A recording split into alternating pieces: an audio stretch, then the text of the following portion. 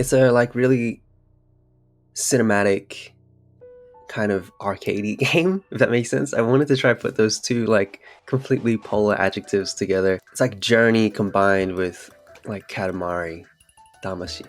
like Hi, my name is Gianni and I'm the executive producer of SIFTER. Thanks for listening. Cast your mind back to 2019. Now, a lot has happened since then, but we got the first glimpse at a post-apocalyptic game which stars an animal protagonist. You might think, oh, I wonder if he's talking about a game called Stray, which made its debut on PlayStation 5 earlier this year. But in fact, I'm talking about Way to the Woods. It's made in Melbourne by mostly one developer, and Tan from onepixel.dog. It's a magical adventure where a deer and a fawn must make their way through the ruins of humanity. I had the opportunity recently to sit down with Ant and find out a little bit more about this game, what its design inspirations were, where it's at, and when we can expect to play the final version. I started by asking, what is Way to the Woods? Okay, so Way to the Woods is a 3D third-person adventure game where you play as a deer and a fawn who must find their way home on a journey back to the woods. It really reminded me of a particular image that used to spin around the internet a long time ago.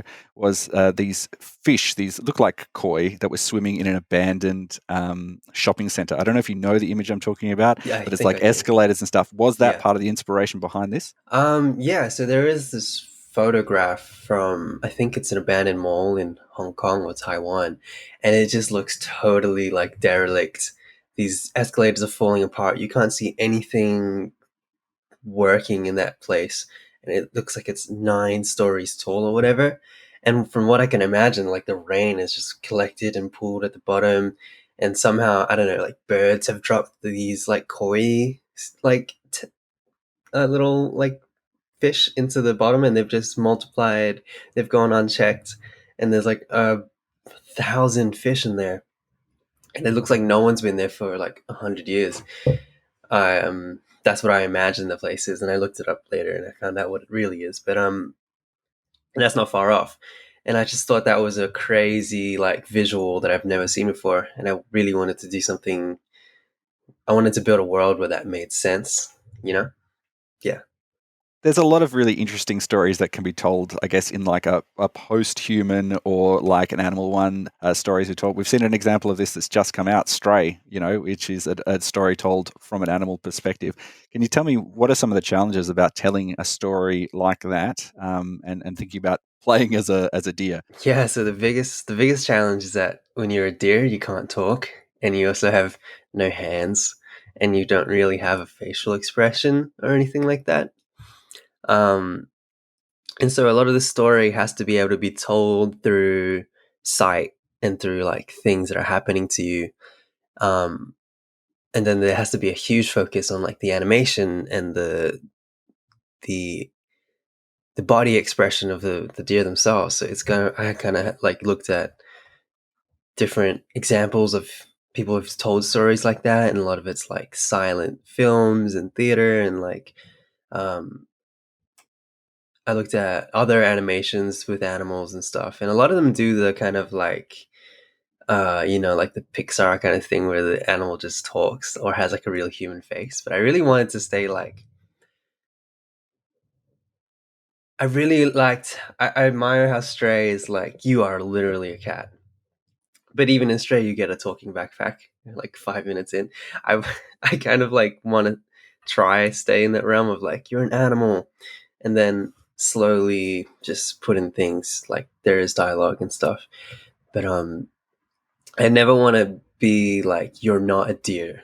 Like no one, you don't have like an absurd personality. You're just a really cool you're a really cool deer. You know.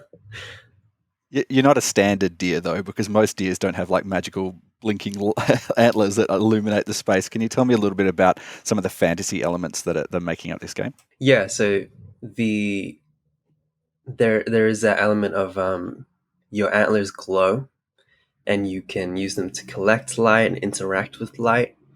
And you understand it about as much as a deer would, you know, once you get it. And that is one of the things that one of the mysteries that the game presents is this like antler power and what is it and why is it and why are you using it, and that all starts to like fold into one story thread that goes throughout the game. But yeah, the you should always about understand as much as a real deer would. So a lot of the signage might make sense to you. A lot of the like devices that you find really make sense to you. A lot of the like old human relics, like you find like a smartphone and you're just like, what is this? It's like glowing for you. That's about it. What sort of game is this to play? Is it a sort of a puzzle adventure game? Is it really a story based game? You know, how is it that people will be enjoying this when they get their hands on it? The most important adjective for me is that it's fun. Like it's a it's a like really cinematic kind of arcadey game, if that makes sense. I wanted to try to put those two like completely polar adjectives together. It's like kind of it's like Journey combined with like Katamari Damacy. Like I kind of wanted to have a cinematic, like really genuine and sincere story put into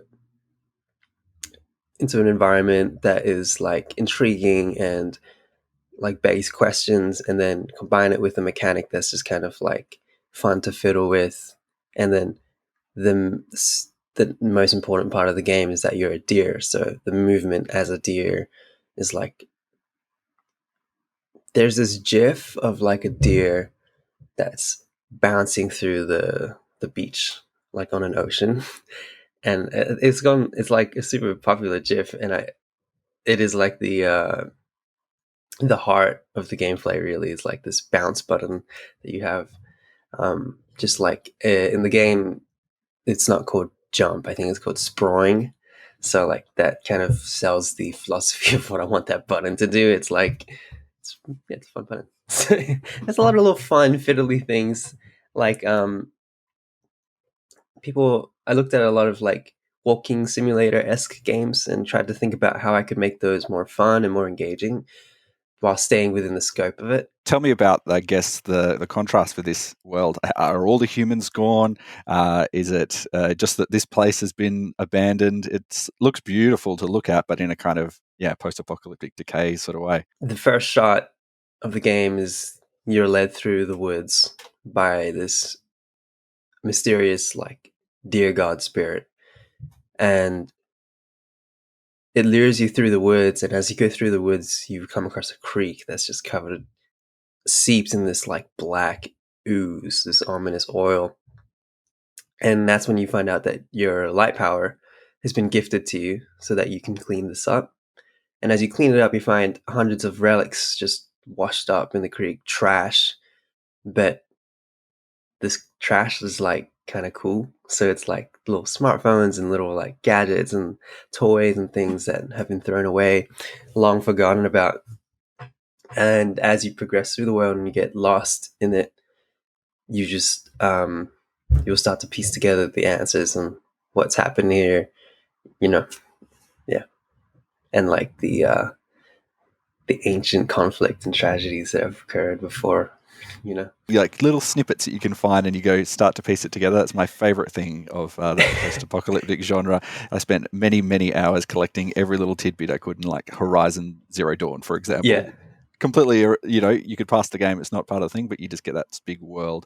You first sort of announced this game in 2019. It's a lot has happened in that time. What has been the process like of developing a game over the last couple of years, and where are you at? Well, with in regards to what we were talking about before, like with the world and the like story, I really wanted it to be like meaty, right? But then this type of game is like the less you know, the better. So it's like writing it, imagining it for like a year, and then putting in 9 sentences about it, like 50 words max, explaining the words like straight on, and then having to figure out ways to really show it and feel it rather than just kind of reading it. And then kind of compromising a bit with like NPCs who can kind of give you a bit of more expository dialogue.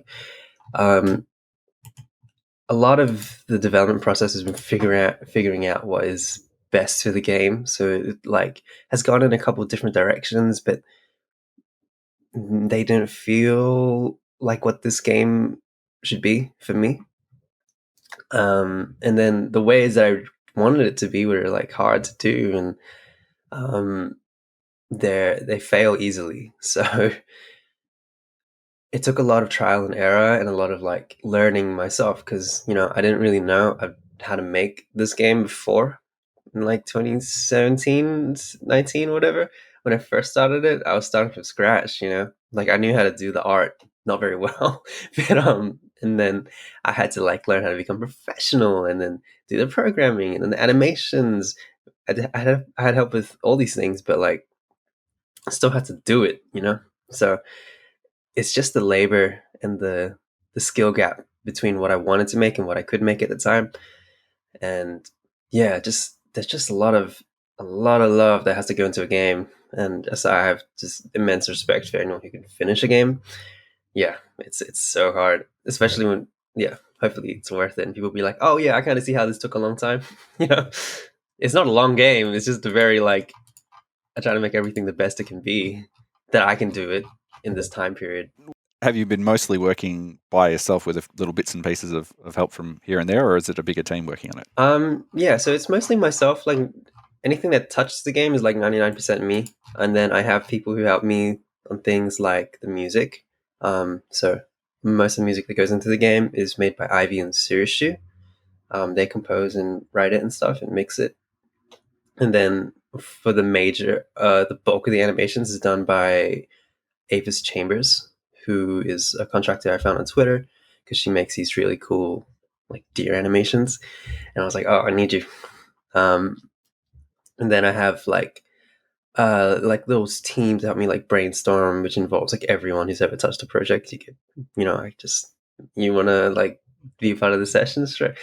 And I like kind of just see artists that I like, and if I like them, then I kind of be like, hey, do you want to like do a couple concepts for me, or like little props and stuff? And then you know, there's a lot of kind of with the philosophy of the game, it kind of matches that. It's just a bunch of things that I like and appreciation of things that are beautiful. I just put them in there. It's almost like a collection of pins on a Pinterest or something like that. It's all kind of come together. That's what it sort of feels like when Yeah. you're describing it. When can people, or when are you planning for people to have a chance to play this game? How far off are we from where you think you'll be releasing? So a couple of people have played the first level already, but I want to get it all done by the end of the year, and then maybe like first quarter of the next year, because it's just going to take a while to do all the translations and the marketing and then the localization and stuff. That's a little like behind the curtain. But yeah, and then you get a pass certification if you want it on Xbox consoles. So that's going to take some time because I've never done that before. So I'm going to leave a couple of months, and then, let's say like Elden Ring 2 drops in February or something. I don't want to be around that. So I kind of just going to hold my cards to my chest for a bit. But when it drops, I'm hopefully going to be like back on social media and just telling everyone nonstop and doing TikToks and doing doing all that circuits, doing another SIFTER podcast, hopefully. So That's Ant Tan, game director of Way to the Woods from onepixel.dog. SIFTER is produced by Nicholas Kennedy, Fiona Bartholomaeus, Kyle Pauletto, Daniel Ang, Adam Christou. Mitch Lowe is our senior producer, and my name is Gianni Di Giovanni. I'm the executive producer. If you've enjoyed this interview, why not check out our podcast Lightmap? We speak to game developers from all around the world. We find a little bit more about what it takes to make the games. You can find interviews including Cult of the Lamb, Neon White, Curse to Golf, and many, many more. So head to your podcast player or check out the playlist on YouTube. Look for Lightmap for our interviews there. And subscribe to Lightmap so that you can get all of our interviews, including the upcoming Way to the Woods interview when it drops into the feed. You can find a lot more articles, videos, and interviews on our website, as well as reviews. That website is sifter.com.au. Until next time, have fun.